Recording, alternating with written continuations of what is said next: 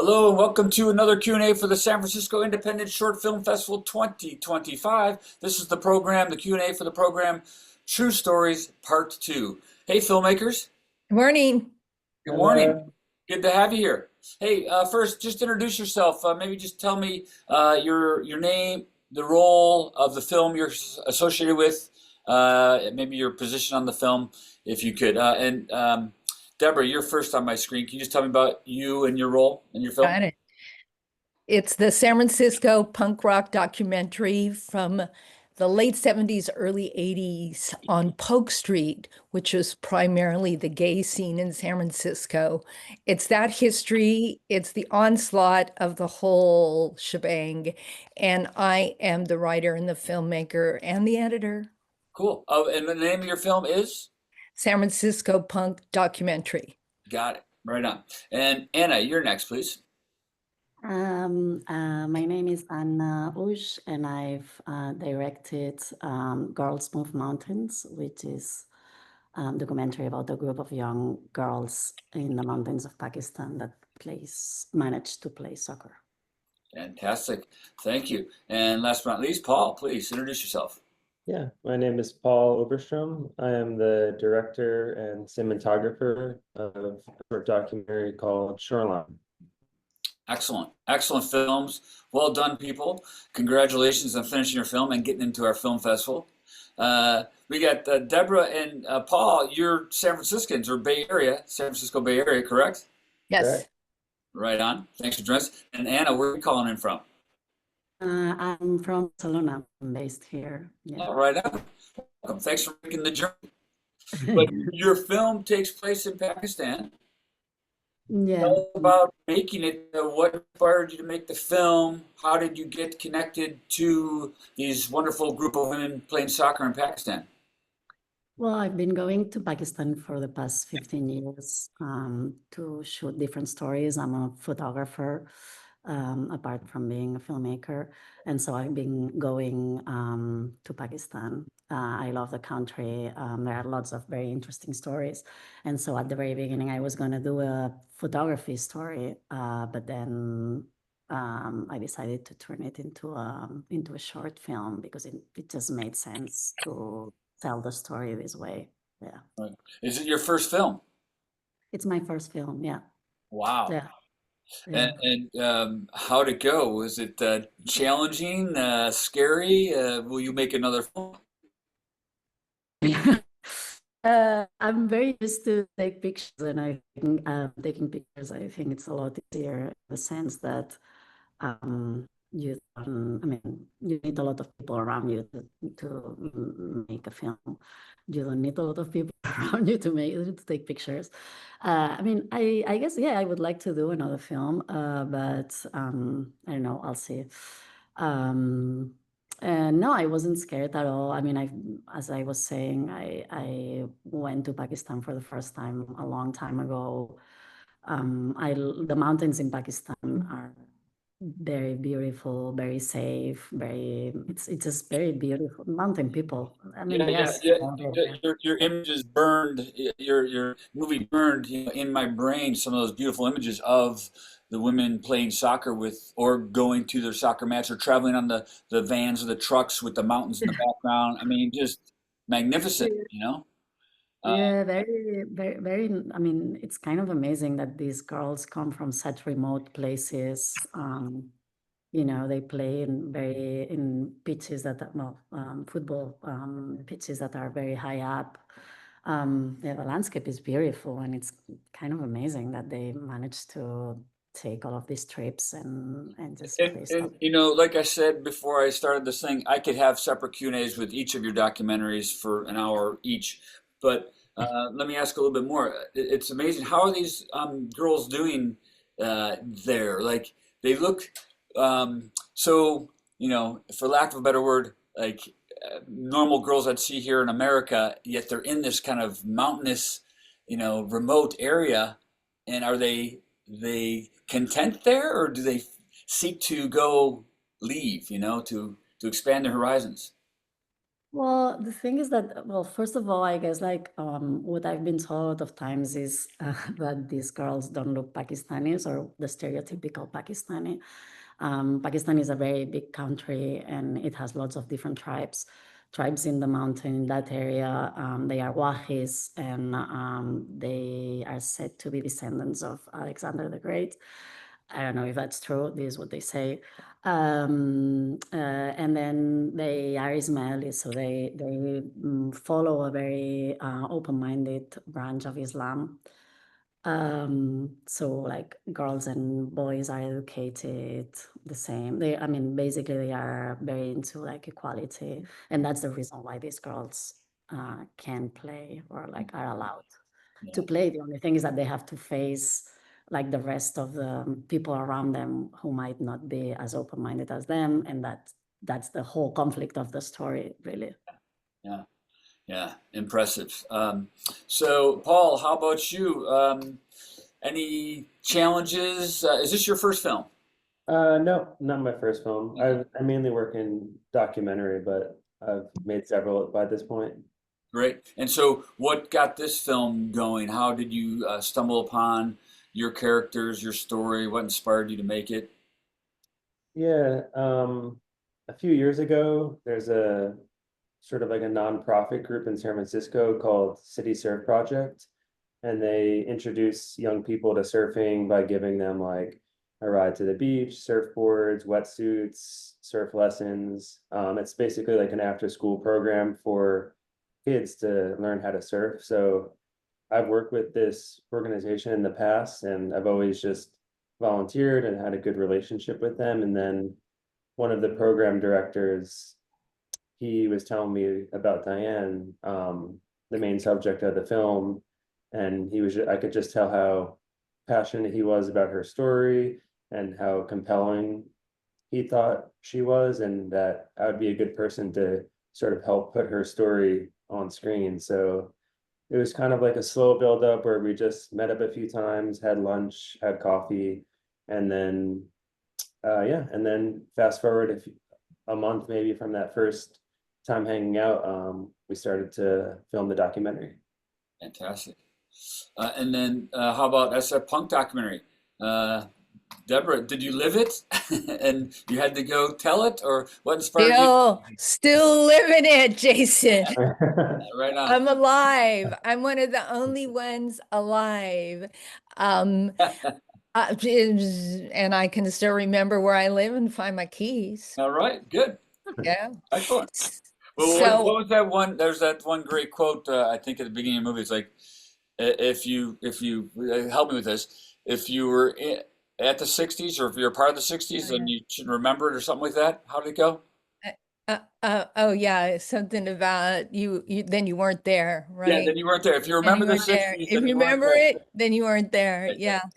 I love the one where it starts because I'm interviewing the people that originally started it, and they had like a little shoe barn place on Haight Street, and Haight Street got really rough, so the scene moved over to Polk Street. And she's like, it was the center of the universe. And I'm like, everybody's universe is a center, Right. but this was our center. And I ended up using and working with the last surviving member from the Jim Carroll band. If you don't know who he was, he wrote lots of great poetry. He was in sort of that Andy Warhol scene. And we re-recorded the song People Who Died. I'm part of singing that as well. Oh, And wow. yeah, as I did the doc, I realized how many people had either overdosed or were murdered. I was almost murdered there. It's kind of like a film noir where the scene started off all happy and wonderful and everybody was excited, and then it's all gonna go south. Yeah. Right? Yeah. And the gay scene was primarily on Polk Street. The first gay pride parade was 1975, right in front of the Palms. I found footage with the Palms. Yeah, this is maybe not going to be helpful for people that aren't in San Francisco, but where Right. exactly was the Palms on Polk Street? Like right at Californian Polk Street, or? It was around there. It was closer to Pine. It was down towards the Tenderloin. Got it. So Okay. if you're heading towards the bay up Polk, it's a little nicer. And as you get down, Right. Okay. yeah. Got it. And that's where kind of like Haight-Ashbury moved, and the gay culture center started before the Castro, and those two kind of Yes, came on together Polk Street. And until it became like the Castro became the gay center for San Francisco, and yeah, it was the only place to get cool clothes, you know, yeah, because all the gay guys dress there. So you could go to the vintage stores. yeah. And we were like the renegades that weren't playing like Genesis music, you know, or Yes. We were like Sure. we wanted to play Beatles songs, but then we were playing. I remember I saw the Ramones in San Francisco at Civic Center. There were maybe 40 or 50 of us standing outside watching these guys going, what the F is this? Well, And then we're like, oh, they're just playing like Beach Boys songs with distorted guitar, you know? And that's what I was writing was 2.5, 3 minute songs. I was doing this before there was Blondie, before there was the right. Pretenders. I didn't know any women that were really playing like aggressive music. I'm a musician as well. So So how did I can kind of guess your inspiration to recapture and retell this period of time? How did you come across the footage that isn't the interviews? Like, how did you come back through some of the performance footage and some of the posters and ads? um the ongoing onslaught of the bombs. I love you guys. I love you guys if you're watching. um I did the interviews myself. I went to a reunion and I just thought, well, I'll just interview a couple of people. And 10 minutes later, you know, I'll just put together a little film. That 2 years later, um, because I'm like digging, and then I'm like, oh, wait, this guy committed suicide. The owner jumped off the Golden Gate Bridge. Jane Doorknocker, if you don't know who she is from Lilo and the Snakes, worked with the Tubes. They founded all this stuff. She died in a tragic helicopter crash, one thing after another. And I'm in recovery as well. It stopped me in my tracks for a while. And then I was worried about copyrights, but then I thought, oh, well, I'm just going to do it. Good. We're glad you did. Thanks.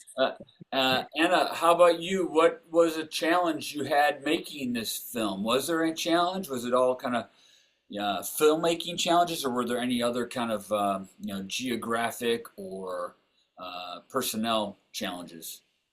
Well, I think it was, I mean, it was very challenging because when we were flying there, we didn't know if we were going to be able to film because there were this group of men who were demonstrating and rioting against women playing sports. Yeah. So actually, we decided to go with a very small team and with small camera because we were supposed not to be too seen, although it's obvious that we weren't from there. But yeah, that was challenging. I mean, it's like taking a flight without knowing to Pakistan. Yeah. And afterwards, like getting into a car for 30 hours and afterwards for 8 hours without really knowing if you are going to be able to film. It was quite challenging, but it was very beautiful too. And at the end, we were able to film. So, I mean, I kept on telling the girls, I mean, if we can't film, that's a story. I mean, it's another sort of story, but it is still a story. So Right. I mean, the girls they're so brave. Are they ever afraid? yeah, of course they are afraid. I mean, They the show they girls, seem fearless. I mean, they look so fearless. They look more focused on like winning the match or practicing or doing well at the tournament, right? They're just well, they're so brave.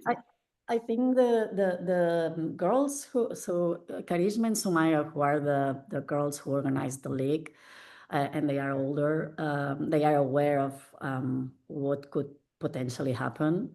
The girls who play the league, the little girls, they are not aware. Okay. So, and they do, like the two sisters, the organizers of the league, they work a lot so that the girls don't realize what could happen, you know. Or what about the other participants, or even the fans that come to attend the games? Are they ever, uneasy or worried? Uh, Yeah, for watching and supporting? Well, I mean, you can't really tell in the film because we had to make a short film, but like this was a 5-day tournament, and at the very beginning, because they were scared that they wouldn't gonna be able to, I mean, they might have people or like being a bit violent and everything. They closed the gates, so they weren't letting people in. It was only like the last day that they let people like like public in. And I think I remember they had security too, right? They had, Yeah, they have. So basically, Wahis, this tribe, they have their own security, their own police. So the people who, like the guys and girls, they also have like woman police that have guns are yeah, Wahi policemen, and because they were dedicated. I appreciated how you incorporated the text of the social media quotes, the very angry and evil quotes. There were like some of them, there were more than 2,000 comments, and some of them, I mean, we at one point, I mean, there were comments that were a lot worse than that, a lot Oh, worse. wow. The only thing is Horrible. that we decided not to put it because we thought that it was obvious that there were a lot of people who were very against it, and there's no point on saying like horrible things like I'm gonna rape you and I'm gonna Right, right, kill right. you, and like, Jeez. I mean, people understand the message, I think, with the, No, yeah, you know. you did it just right. That was enough. It got it across. Yeah, I mean, we talked a lot about it, whether we had to be more obvious or not. And at one point, it was like, I mean, what's the point of being so in your face? No, you did it right. Well done. I thought it was just Yeah. right. Paul, how about you? Did you have to gain trust to get access to your characters, the people in your show, or were they very forthcoming and open?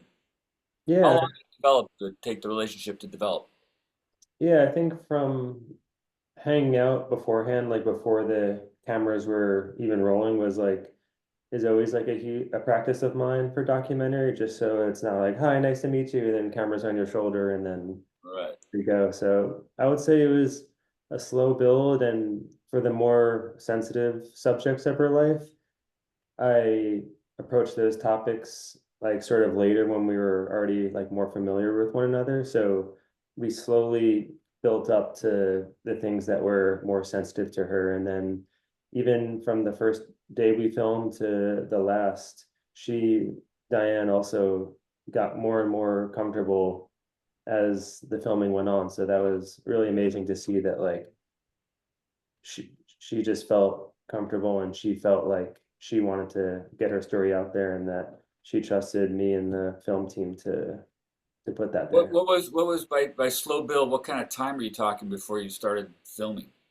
Is there I'd like say, yeah, that's a good question. I'd say from the time we met to the finishing of the film, maybe it was about 6 months. okay? And we weren't filming every day or anything like that, but maybe we'd meet up once a week for a few months at a time. And then some days it would be all day filming. Some days it would be, let's just meet up for an hour or two. Um, some days all the footage would just never make it to the timeline. And then one day you have the best part of your story. So you never know what you're going to get on any given day. Right. And did you find a lot? Let me ask this to all you guys, or maybe not the punk scene, but did you find your story in post, part of it at least, or was it always, did it kind of come out the way you anticipated? And since I'm on you, Paul, why don't you answer? It's like, was your story kind of, did it pan out the way you anticipated? Yeah, I think that's what's cool about documentaries. You go, it's the classic cliche of like you go in with a plan, but you're open to kind of where it goes. Hmm. And I think that was also the case with this film. Like I had my ideas of things I wanted to focus on or um, different themes and whatnot, but it definitely took a way I was really excited that it went with. We were filming with her mother a lot, and in a way, at least to me, an important part of the film is it's like little vignette on a mother-daughter relationship, and I didn't think that that would be a theme early on, but ended up being like what I'm most proud about with the film. Yeah, yeah, I love that part about it as well. That connection, that relationship that you show. It's the same in yours, Anna. I love. Is it the grandma? I mean, there's some great quotes in there, and I wish it was something like, you know, the relationship between the grandma, the elder, and your lead. And forgive me, I don't remember the names, but like the grandma saying, "Well, if I was your age, I wish I could have played soccer. I would have played soccer." Right? I mean, Yeah, I those, think and that, like the moment they're sitting on the rocks, and then you even, I think you go to credits, and then you come back and to Yeah. help me, she says, but still do your housework, still do your chores, or something like that, right? I think it was, I mean, I don't know. I mean, I was very happy that Karishma, the main character, had this relationship with her grandmother because in a way it was very similar to the relationship I had with mine. Mm, And it was like this sort of relationship in which like I'm gonna support you no matter what. And I want you to be an independent woman, but still I want you to be tidy and organized here. right, And right. it was like women Yeah, are supposed to. all right. But So like I the thought it real was world very funny. responsibilities, yeah. I thought it was very funny how like I mean I think it's interesting how like it does a lot of times I feel like relationships are very similar regardless of like how far we are or how like culturally like different we are. And I thought that was I like that about filming this piece that I could find that I mean they are Pakistanis, they live in the mountains. I am Spanish and I live in a city, but still there were so many things that I think are universal. And I think that's, I mean, I find, I mean, this is one of the reasons why I love documentaries because you can tell these sort of relationships repeat Yeah, over and well put. So true. Me too. You know, the theme, one of the themes of this program, you can just say is relationships. We're all so different, but yet we're also very the same, very over. similar, right? Mm, And that's a universal connection that we have. Well said, Anna. mm. So, how about you, Deborah? What's one of the primary relationships in your film? Between the two Palms owners, or between the musicians and the Palms owners? What would you say? Even you had, was it a Palm owner and the young kid? Who was the young boy that then you interviewed later? Who was 5 or 6 when he was Yeah. hanging out at the bar? He was one of the owner's sons, so he was really raised in the atmosphere, which was hysterical and kind of sad in a way, just how the scene was. But even with listening to Anna and Paul and all of us, at the end, everybody's, as an artist, you really want to share your experience, and not just as an artist, but as a human being. And that what unites us is how much we care about our stories and really to make our environment, our world better. Mhm. And once you have a certain passion as an artist or whatever you're doing, that dream never dies. And that's what I wanted to express. Some of the people I interviewed are in their 80s now. Yeah. And those of us who are still alive are still doing our creative passions. Yeah.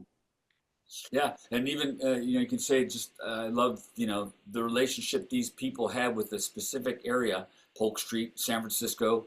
A time period. It's special, right? It was really special. It was a unique thing. And one of the engineers who, John Cunaberti, he's won Grammys, worked with Joe Satriani. We all know each other. I know Joe. I was trying to get his drummer when we first started, and we all banded together in the area in San Francisco. There was free recording studios. It was the beginning of video, MTV. We can We have a didn't whole have. separate side talk just about how Mhm. San Francisco used to be a music scene, a music hub. You even say it was New York and San Francisco. Right. That's It was. gone. It's Um, gone. yeah. Yeah. Hey, we gotta wrap this up. Let me just leave one more moment for each of you to say something. Share anything you want, or you can take this cue. And since I'm on you, Deborah, what's one highlight, takeaway, thing you want to share from this experience of making the SF Punk documentary? Yeah, in anything, not giving in to the personal defeat. And as many times as I would back off and I would come back and do it again, and just don't give up. Yeah, yeah. Stay persistent. Yeah, it's hard work making a movie. How long did it take you? Couple years. All right, well, glad you stuck to it. San Francisco history is richer for it. We need to know that part of it. So good job. Thank you. Paul, how about you? You want to part with any words? What's a takeaway, a highlight for you, favorite moment, or something you want to share? Yeah, this was the first documentary. I normally work with bigger crews where everybody has their own individual role, and this is the first documentary. I did most of the filming by myself, running sound and asking the questions, holding the camera. And there are lots of benefits to that where you're a smaller footprint and the subject feels more comfortable. But if I had to do it again, I would at least get a sound person. Yeah, making movies is hard, period, let alone if you do it all yourself, that's for sure. Right on. And how about you, Anna? Last but not least, anything you want to share with us about that I didn't ask or that was a highlight for you or a takeaway? Well, I think I just want to say that I hope people who watch this short discover something different about like our like ideas about like Pakistan and these countries around that area. I feel it's like they are very poorly portrayed by media, and they have been for a very long time. And I think, countries are big and you can find like bad and good people everywhere.